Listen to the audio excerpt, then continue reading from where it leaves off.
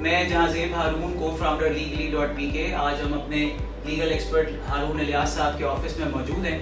آج جس ٹاپک پہ ہم آپ کو جانکاری دیں گے وہ یہ ہے کہ اگر پاکستان سے باہر جو اوورسیز پاکستانی بھائی بہن ہمارے رہتے ہیں, اگر ان کی کوئی پراپرٹی ان کے نام ہو جائے, اگر انہیں اپنی پراپرٹی کو انسیسٹرل پراپرٹی ان کو مل جائے, اس سلسلے میں انہوں نے اپنی پراپرٹی کو جب اپنے نام پہ لیگل ہیئر بننا ہو تو اس کا کیا پروسیجر ہوگا؟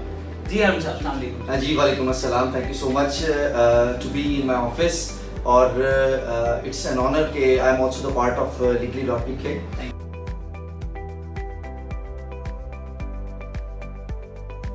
اس میں دو تین چیزیں ہیں which we just need to discuss. First thing is کہ جو لا آف انہیریٹنس اس چیز کو ڈیل کرے گا کہ جو ڈیسیزڈ پرسن ہے اس کے جو لیگل ایئرز ہیں وہ پراپرٹی کو کلیم کیسے کر سکتے ہیں. پروسیجر دونوں کا سیم رہے گا.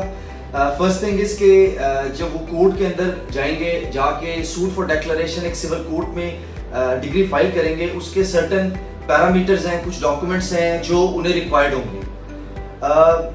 جو پروسیس اب وہاں پہ نیکسٹ پروسیس میں آئیں گے, اس میں پروف آف, جو میں آپ کو ڈاکومنٹس کا بتا دیتا ہوں کہ ڈاکومنٹس کے اندر ہمیں چاہیے ہوگی proof of ownership, death certificate of deceased, family registration certificate, اور اس کے علاوہ جو ہمیں جو سپورٹنگ ڈاکومنٹس کے اندر تمام لیگل ایئرس کے کی جو لیگل ریپرزنٹیشن ہے وہ ریکوائرڈ ہوگی.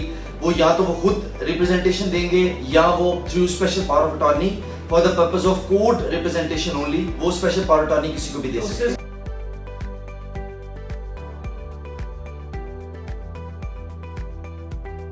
ہارون صاحب, ہمارے ویورز جو دیکھ رہے ہیں اگر وہ پاکستان سے باہر ہیں تو وہ پاور آف اٹارنی آپ کو کیسے دی جائے گی؟ جی, وہ اس میں صورتحال یہ ہوتا ہے کہ اسپیشل پاور آف اٹارنی جو ہے وہ بنے گی, ایک ڈرافٹ ہم بنا کے دیں گے اس کو.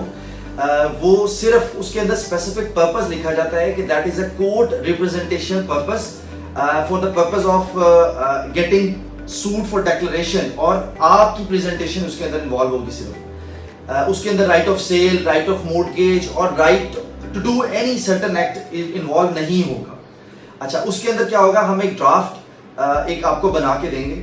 سو you just need to get the print out. اس کا پرنٹ آؤٹ لے کے آپ ایمبیسی آف پاکستان جائیں گے, وہاں سے اپوائنٹمنٹ لے کے وہاں پہ جا کے سرٹن فیس ہوتی ہے نارملی, جیسے اف اٹس USA تو وہاں پہ $8 وہ چارج کرتے ہیں اس کے نا.